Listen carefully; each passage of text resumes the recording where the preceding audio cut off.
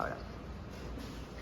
Buenos días a todos y buenos días compañeros. El día de hoy vamos a hablar sobre las malformaciones congénitas del esqueleto pendicular. Sigue. Sabemos que las malformaciones congénitas en el esqueleto pendicular llevan aproximadamente 200 años. Son formadas de anomalías genéticas o deficiencias adquiridas y se las clasifica como una serie de anomalías con distintos niveles de límite funcional. Estas suelen tener una necesidad de intervención quirúrgica o rehabilitación. La detección de dichas anomalías o malformaciones en el miembro superior es un desafío profesional para cada médico, el cual son los encargados de evaluarlas en los exámenes físicos neonatales. El desarrollo embrionario. Sabemos que la embriogénesis en las extremidades superiores tienen su inicio alrededor de la cuarta semana de gestación, por medio de la formación de brotes o conocidas yemas. Están formadas por una serie de instigación recíproca con el mesodermo y el ectodermo, las cuales están controladas por la utilización de factores de transcripciones y factores endócrinos en espacio y tiempo. Los esbozos de las extremidades corresponden al crecimiento del mesenquima de los flancos del mesodermo. Se desarrolla un tipo de cartílago, luego se osifica para desarrollar un tipo o producir la columna cervical a nivel S5 y el tejido esquelético hasta T2, columna torácica. La proliferación está regulada por una estrecha interacción con el ectodermo superior, el ectodermo apical, el cual da lugar a origen de las estructuras en los ejes espaciales proximal distal, dorsal abdominal y anterior posterior. Una vez formados los componentes esqueléticos, el mesodermo somático adyacente a ambos lados del tubo neural da origen a los tejidos blandos de las extremidades. Estas malformaciones ocurren alrededor de 2,3 de cada 1000 nacimientos. En Estados Unidos oscila entre el 16% y el 18%, dependiendo de la situación de la región y la etnia. ¿Cómo está, doctor Robert? Siguiendo con el tema de malformaciones congénitas en el esqueleto pendicular, yo les voy a hablar acerca de las causas y las consecuencias que van a dar por este síntome o por esta enfermedad. Mi nombre es Ricardo Quintero. Empezamos. Las causas más frecuentes que vamos a tener, o las más comunes, como primer punto tenemos las alteraciones genéticas. Es la más importante y la más común en lo que son las alteraciones. Como segundo punto tenemos la reacción de fármacos o sustancias que intervienen en el desarrollo embrionario, ya sean pastillas, ya sean medicamentos que no son controlables o que se dan a partir del crecimiento del embrión. Como tercer punto tenemos la edad materna, es un claro ejemplo. ¿Por qué? Porque la misma resistencia, el mismo desarrollo, el mismo metabolismo de una niña de 15 años no va a ser igual a una chica o una joven de 24, 26, 28 años y mucho menos a una adulta de 30 a 32 años. Como tercer punto tenemos la alimentación materna. Cuando una persona está en el desarrollo embrionario, una madre está embarazada, tiene que tener un buen control en su alimentación, ya sea en dietas, ya sea en qué no debe comer o en qué no debe ingerir. Como último punto, en lo que son las causas, tenemos el estado ambiental en que se pone la madre. Un estado ambiental ya sea natural, que ya sea en un cambio climático, de un frío a caliente o de caliente a frío, o incluso unos cambios externos que podrían ser las alteraciones de las radiaciones, ya sean en rayos X, entre otros. Tenemos aquí un claro ejemplo, una alteración congénita en lo que son las causas. Otro punto importante en lo que son las causas, entrando en lo que es la reacción de fármacos, es que no debe consumir drogas o estupefacientes, ya que es muy probable que van a haber alteraciones congénitas. Ahora, como segundo punto, les voy a hablar acerca de las causas para que exista una deformación embrionaria. Como primer punto tenemos que las mutaciones genéticas ya existentes en familiares, quiere decir que se va transcurriendo de generación en generación, pasando su enfermedad genética. Como segundo punto tenemos las complicaciones en el útero de la madre, que estas son muy comunes ya que presentan gran dolor, ya sea dependiendo del tamaño y del ancho que puede ser el embrión. Como tercer punto tenemos las complicaciones que se dan durante el parto, y este va de la mano con el cuarto punto, que es ¿qué es una complicación durante el parto o qué puede pasar durante el parto? Los huesos fracturados durante el desarrollo embrionario o incluso durante el parto. Quiere decir que puede haber fracturas de hueso durante o mientras está creciendo el embrión. Tenemos como quinto punto las fallas de trastornos hormonales, que estos se van a ir desarrollando no al principio, sino a medida que va creciendo el embrión. Y como último punto tenemos lo que son los trastornos de crecimiento durante los 9 meses de embarazo. Quiere decir que durante el periodo fetal va a irse desarrollando ya sea una malformación o incluso un cambio externo que se le puede dar al embrión. Muchas gracias. Ya, siguiendo con las malformaciones congénitas del esqueleto penicular, tenemos los tipos de malformaciones del miembro superior.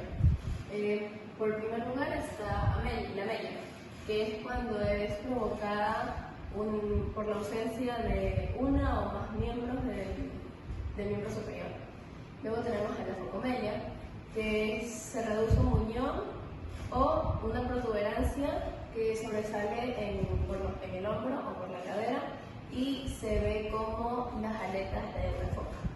Tenemos también la polidactilia, que es cuando hay más dedos en la mano de los que debería. Y la clinodactilia es cuando hay una angulación de un dedo en plano radiocubital, haciendo que se aleje del eje de flexión-extensión de la articulación. Además, tenemos también al mano samba cubital, que es cuando el cúbito es más corto y la muñeca se desvía hacia adelante, además de que también faltan los dedos de la parte interna de la mano.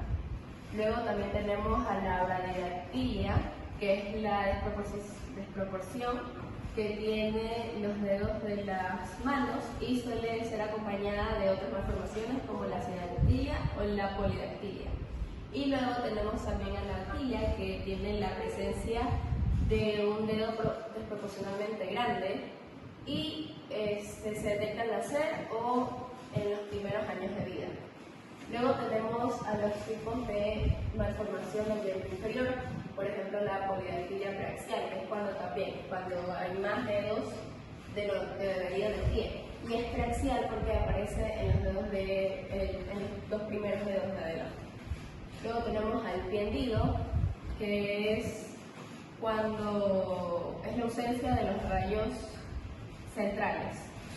También están las malformaciones congénitas longitudinal de la tibia, que es cuando la pierna es más corta, también está curveada en varos y flexionada.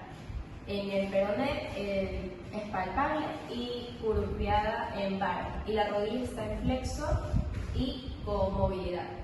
Luego también tenemos a la malformación congénita longitudinal del peroné. Aquí hay dos tipos. En el primer tipo, el extremo proximal del peroné no se ha desarrollado y la tibia es normal, pero en el tipo 2, el peroné está ausente y habrá un arqueamiento de la tibia. Luego tenemos también a la zigosindactilia, que consiste en una sindactilia completa o en ocasiones incompleta que hay entre el segundo y el tercer dedo del pie. También está la polidactilia, ya la dije, la sinostosis congénita de tibia y peroné, que está a fusión de la metáfisis o de la diáfisis de la tibia y el peroné, es proximal y distal. También está la hipoplasia del miembro inferior, que esta alteración varía con el comportamiento e incurvación de la tibia. Gracias. Buenas tardes, doctor. En cuanto a evolución, tenemos que existen muchos grados de gravedad en las malformaciones congénitas, de forma que algunos no requieren siquiera tratamiento, así como otras pueden necesitar un tratamiento y seguimiento unos años o tal vez de por vida, o incluso cirugías de urgencia en el peor de los casos. Ya, en cuanto a diagnósticos, pues la mayoría de pruebas de diagnóstico de enfermedades congénitas Suelen realizarse durante el embarazo, en el seguimiento que debe realizarse la futura madre con el especialista. La ecografía permite al especialista ginecólogo observar la evolución y el desarrollo del feto, pudiendo así detectar una gran parte de malformaciones si es que el feto llega a tener una malformación, como por ejemplo permite detectar el síndrome de Down durante el primer trimestre del embarazo, o anomalías fetales más graves, pero solo hasta el segundo trimestre. Ya, pasando a aspectos generales, bien, las anomalías congénitas incluyen no solo evidentes defectos estructurales, sino también defectos microscópicos, errores del metabolismo, trastornos fisiológicos, entre otros. Las anomalías mayores, pues, comprometen social, las menores, en cambio, pues, no presentan un problema médico ni cosmético. En cuanto a los aspectos genéticos, pues la genética de las malformaciones ha sido difícil de establecer, principalmente porque la mayor parte de ellas se caracterizan por presentar manifestaciones fenotípicas diversas, que en muchos casos aparentemente no están relacionadas y que pues, son variables en dependencia de cada individuo afectado. Por otro lado, en cambio, se ha descubierto que ellos tienen una determinación monogénica y que las diversas manifestaciones fenotípicas se producen por efectos pleitrópicos de un gen. Y para terminar, en cuanto a prevención, bien, pues como pueden ver, las prevenciones básicas, pues cuidar la alimentación de la mujer durante la gestación, con el aporte necesario de vitaminas y minerales como el ácido fólico que ya todos conocemos. Evitar el consumo de sustancias tóxicas, evidentemente, controlar la diabetes, evitar exponerse ante sustancias tóxicas o peligrosas y evitar en la medida de lo posible la exposición a la radiación y ingesta de medicamentos. Muchas gracias. Buenos días, yo les voy a hablar acerca de las estadísticas. Aquí vamos a ver cuando se habla de estadísticas de malformaciones, se puede encontrar un rango de 5 hombres de diferentes años con las siguientes anomalías: la enfermedad del atlas occipital, la espina bífida y el exceso del hueso y coalición tarsiana. En estos casos tenemos dos enfermedades de espina bífida. En el caso número 1 es un adulto de 61 años de edad. Este tiene la afección del hueso occipital del atlas, en donde la primera columna cervical se fusiona con la huesa sinoval. En el caso número 2 tenemos a un adulto de 43 años de edad, el cual tiene espina bífida, pero nótese que no tiene entre las espinas correspondientes a la segunda, tercera y cuarta vértebra sacra. En el caso número 3 tenemos a un paciente de 43 años de edad que no tiene fusión de las vértebras sacras 2, 3, 4 y 5. La espina bífida se describe como un desarrollo incompleto de elementos del arco nervioso en una o más vértebras. En el caso número 4 tenemos un paciente de 25 años de edad con exceso de hueso examinado.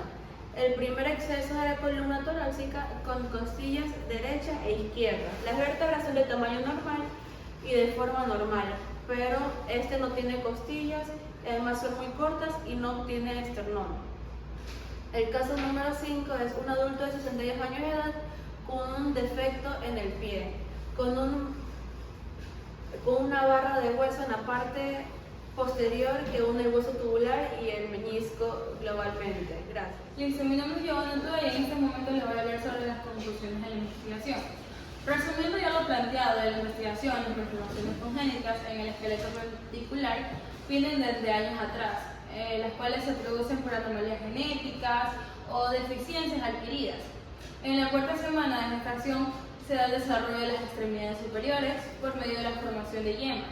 Estas malformaciones se derivan por la edad materna, alteraciones genéticas, etc.